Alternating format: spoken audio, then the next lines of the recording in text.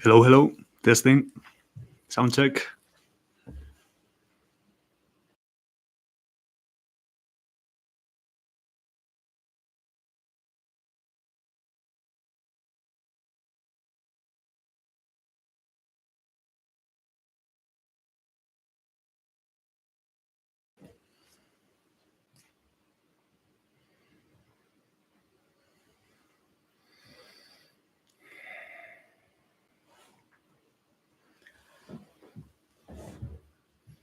Hello everyone. Yeah, sorry for the delay. We had some technical issues with the microphone. Hope everything is solved now. But if you have any issues with the sound, just let me know through the chat.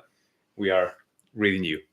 So yeah, I think we can start with the webinar. So let me present myself. I'm Raul Santamateos, project manager here at eProsima, and here beside me I have Juan, who is one of the main engineers involved in the development of this ROS2 new feature that we are going to introduce you today. So yeah, without anything else, I think that Juan will jump in here and will present you some slides about this new ROS2 easy mode, how it works, and how solve some of the issues that you're maybe struggling with using ROS2. So yeah, Juan, go ahead. Okay. Thank you, Raul. Let's get started.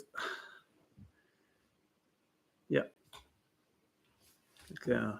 So yeah, hi everyone. Welcome to the second session for this webinar, where we'll be presenting the new ROS2 easy mode.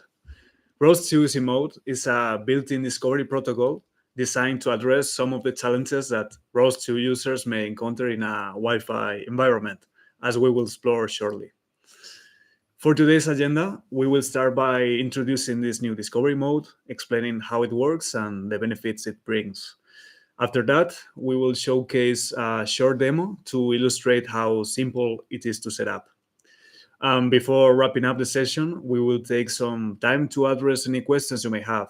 So feel free to leave yours in the chat throughout the session. So what exactly is ROS2 Easy Mode? Um, Essentially, it's a built-in discovery feature that simplifies the deployment of ROS2 applications by leveraging eProsiva's discovery server. To activate it, just set the environment variable ROS2 easy mode with an IP address. This can either be the IP of your current machine or an external host on the same network that will serve as the central discovery point. Once you launch a ROS2 node with this configuration, discovery server will automatically start running in the background. All right, but why do we actually need this new discovery protocol? Well, in ROS2, nodes require discovery information about other nodes before they can communicate. This means that before publishers and subscribers can start exchanging messages, they first need to locate each other. By default, ROS2 relies on the simple discovery protocol, following the DDS standard. However, this approach has some drawbacks in certain scenarios. For instance, with simple discovery, all nodes within the same domain broadcast their presence to every other node in that domain. And as a result, discovery traffic increases exponentially as more and more nodes join the network. Another common issue is that it depends on multicast, which can be problematic in certain environments, particularly Wi-Fi networks. To overcome these challenges, sorry, Raul, could you? Yeah. Thank you. To overcome these challenges, eProsima's discovery server removes the need for multicast discovery traffic, which provides a more adaptable solution for multiple network conditions. In addition to that, this architecture drastically reduces the number of packets exchanged between the server and its clients. For instance, take a look at this graph. It illustrates how network traffic is reduced during the discovery phase in the RMF clinic demo use case. The comparison is made between the discovery server, an earlier version of the protocol, and simple discovery. Now that we've gone over the fundamentals, let's recap the key benefits of ROS2 easy mode. First, simplicity. There's no need for manual middleware configuration. Users only need to manage connections between hosts and domains when required. Second would be scalability, as it enhances overall system performance by greatly reducing the number of discovery packets. And finally, reliability, thanks to its use of peer-to-peer TCP communication, ensuring a more stable connection. Well, actually, TCP isn't the only transport option available in ROS2 easy mode. For remote connections, TCP is preferred as it generally performs better than UDP in congested or unreliable networks. However, for local host communication, shared memory transport is used whenever possible. This is because it leverages inter-process communication mechanisms, which are significantly faster and more efficient. Great. Now this slide provides a brief summary of what we've covered so far. On the left, we have a representation of an architecture where ROS2 nodes are running on two hosts. Since they are relying on the simple discovery protocol, every node exchanges discovery information with all others, as we discussed earlier. On the right, you can see the alternative easy mode approach. Here, all nodes connect to a discovery server running on each host. And these discovery server instances communicate based on the IP value specified in the environment variable. Once the first ROS2 node is started, it automatically launches a discovery server within the specified domain, which is determined by the ROS domain ID environment variable. The node then connects to this server as a client. If there is already an active discovery server in that domain, any new node will just join as a client instead of creating a new server. This guarantees that each domain maintains a single discovery server, as can be seen in this image. I will just have a little sip of water because... Apologies. With ROS2 easy mode, node's discovery range is determined by the IP parameter. If set to a remote host IP, nodes will communicate across hosts when launched in the same domain. On the other hand, if you specify a local IP, nodes will only discover others running on the same host. However, this doesn't mean that they are completely isolated. They can still be found by other hosts if they configure the ROS2 easy mode variable to point to their local IP. And this is precisely what the diagram in this slide illustrates. Even though host A is set to discover only its own nodes, host B, which points to A, enables mutual discovery between both hosts. I believe we are now prepared to examine a more complex configuration. On the left side of the diagram, hosts B and C are connected to an external master server located on host A by referencing host A's IP address. As a consequence, the discovery servers on hosts B and C automatically establish connection. This shows that when you connect a discovery server, you also gain access to all the server it's linked to, creating a mesh network. On the right side, hosts B and C are shown to operate in an alternative domain, but this time in a local host-only fashion, with ROS2 easy mode configured to their respective IP addresses. Both configurations are perfectly valid and can coexist without issues. In addition to setting up easy mode through an environment variable, you can also use the FastDDS CLI for greater control over the discovery servers launched in a host. For instance, you can manually start a discovery server for a particular domain. It is possible to check which servers are currently running on a host and drop any of them at any time. And you can also add a new remote server to an existing one within a particular domain. And as the last command reflects, you can even perform more advanced operations, such as launching a server in one domain while linking it to a remote server in a different one. Let's now have a look at a simple demo where we will get to see how easy it is to leverage this new discovery protocol. The setup is quite simple, consisting of just two hosts connected to each other, with host A acting as the discovery master. We will be using the TurtleSync package included in Vulcanexus Docker image, where ROS2 easy mode is already available. Let's dive in. Okay, so The first step here is just to check the IP address of the host that will function as the master, as we will be needing this information later on. Next, we launch a Vulkan Nexus Docker image on the same host and start a turtle sim node with the ROS2 sim mode variable set to localhost. Following a similar approach, we run the teleoperator on the same host and confirm that the connection is properly established. Yeah, that's the case. Right. Now moving to the second host, we once again start a Vulkan Nexus Docker container and launch a turtle sim node, this time using a draw square instruction. To activate ROS2 sim mode, we simply set the environment variable pointing it to the IP address of the first host. And that's it. Communication is successfully established, as you can see in the bottom right part. And at this point, we can experiment a bit with the CLI to inspect which domains have active servers. And also, you can stop any of these running servers at any moment, as shown in the demonstration. And just note that once you drop this discovery server, if the client's already established connection, communication will not be interrupted. Awesome. So we are now approaching the end of the session.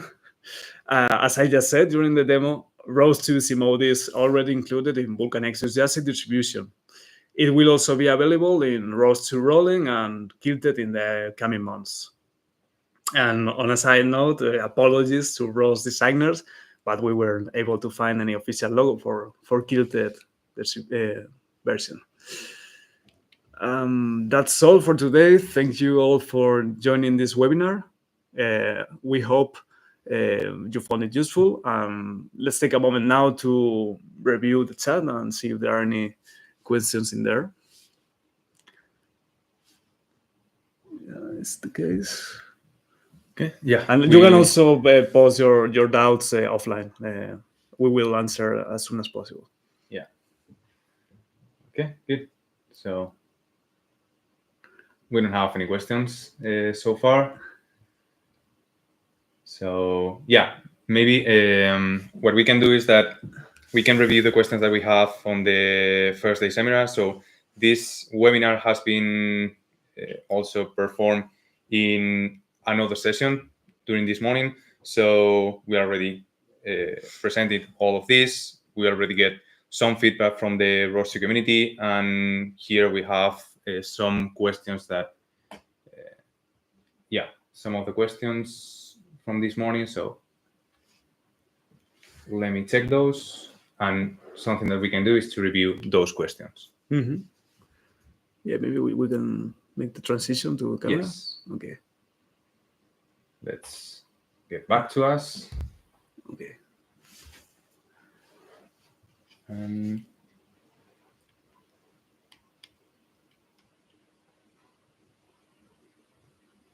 Okay. So yeah, as I said before, I have some questions here from this morning sessions, and yeah, we can review those during this meeting. Uh-huh. So yeah, I will ask the questions, and maybe Okay. Juan, you can try to answer those. Yeah, please. Yeah, the first one is that can easy mode be used over the internet, or is just limited to local area networks? Okay. Yeah, I mean, good question. In principle, easy mode is meant for only local networks, LAN, but you can maybe use technologies such as VPNs to extend this across WAN. But we also have available the DDS router as a tool that is able to make this rich connection of different LANs. So yeah, that should definitely work. Yeah. So just extending a little bit the answer to this question.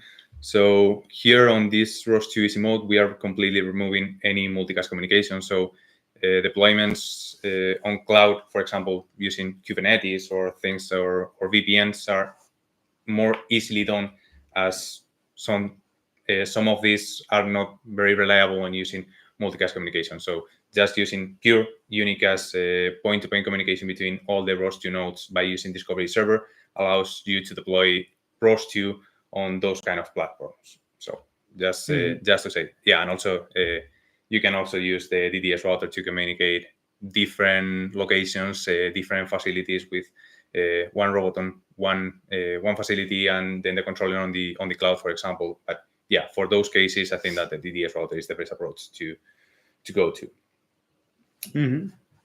Okay, good. Then yeah, we have another question here that I had this one from ROS Discourse and also from this morning session. So yeah, is this new mode very similar to ROS1 discovery protocol?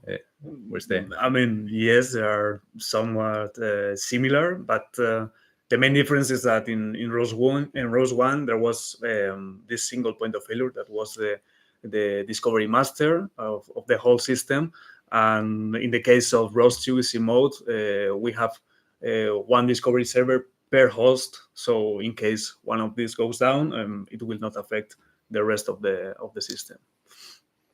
Okay, good. Yeah, and also following the approach of ROS1, what we are trying to do with this ROS2 easy mode is also to try to get the people also already working on ROS move to ROS2, facilitating the job of migrating things. So yeah. Okay, so yeah, next question that I have here. So yeah, why TCP? Isn't UDP better for Lucy networks? Yeah, I mean, this one is harder to answer because, yeah, it's true that in principle, in general, one thinks UTP for the lossy network case when you are interested in minimum latency, but then in practice, we at least for in our tests and our use cases, we have verified that using TCP usually offers better performance because it has already built-in reliability and congestion control mechanisms. So yeah, that's why we decided. Yeah, and also this mainly affects to networks in which there are a lot of devices, and also it's very congested network, so TCP can perform better on those. Even though UDP it's a faster protocol, it will provide faster communication. TCP will set higher latency on some of the cases, but yeah, for these kind of cases in which we are treating here, Wi-Fi, yeah, congested, lossy networks, and so on. That's why we address the use of TCP for ROS2 easy mode. Okay, and then yeah, the last one is about the fast DDS CLI. So yeah, during the slides we already presented that you can modify, monitor, and also debug the usage of Discovery Server, all the internal Discovery servers that are running using FastDDS CLI. So the question here is that if FastDDS CLI that we saw here will be also available in ROS2 distribution, if they have to install something separately, or yeah, what will be the way of using FastDDS CLI for adding some other Discovery Server, adding some machines, yeah, just monitoring things on the ROS2 easy mode. So yeah, maybe I can answer that. So yeah, FastDDS CLI is already included in ROS2. You can use it even on ROS2 Humble, ROS2 Iron, and ROS2 Jassy. The thing that we did here on the ROS2 easy mode is to improve the CLI and also extend it with new features in order for you to be able to monitorize and debug the Discovery servers that are running on the background. So at the end, it's just an extension of the CLI that you already have on ROS2. There's no new package there. No. Okay, good. Yeah. So yeah, I don't know. We don't have any other questions from this morning. I think that those are the most relevant ones. And yeah, that's everything that we have for today. So thank you everyone for joining today in this webinar. And yeah, hope you enjoy using the new ROS2 easy mode provided by Proxima. So thank you everyone. Thank you very much. Bye.